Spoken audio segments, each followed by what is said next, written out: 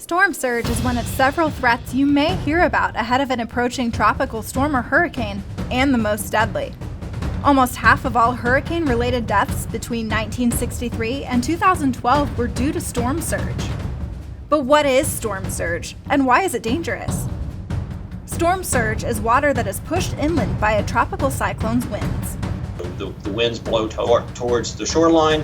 The ocean has nowhere to go. It gets pushed on the shore, and in cases where land is really flat, it can penetrate miles inland. The stronger the winds inside the tropical system, the further inland the storm surge can go, causing homes, businesses, and other structures to flood.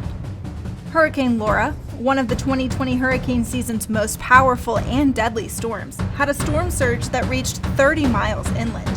Nothing but pure power at this point as these extreme winds begin to push closer and closer to where we are here. The velocity and force that's coming in can completely overwhelm a community. It often will strip a house down to nothing but the concrete slab upon which it previously sat. Another part of what makes storm surge so dangerous is how quickly the water can rise. This can make evacuations difficult or impossible. Laura's storm surge caused water levels to rise 8 feet in 1 hour. Forecasters from the National Hurricane Center deemed it unsurvivable. After the record-breaking 2020 Atlantic hurricane season, improvements in the storm surge forecast models were made to increase forecast accuracy and lead time.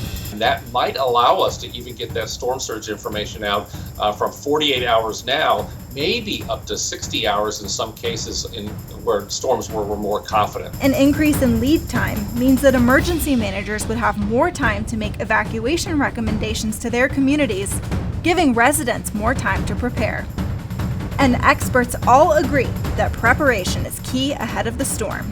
From Texas to Maine, Puerto Rico, Virgin Islands, the western part of the Atlantic Basin, almost everybody was affected in some way, shape, or form by at least one tropical storm or hurricane last year.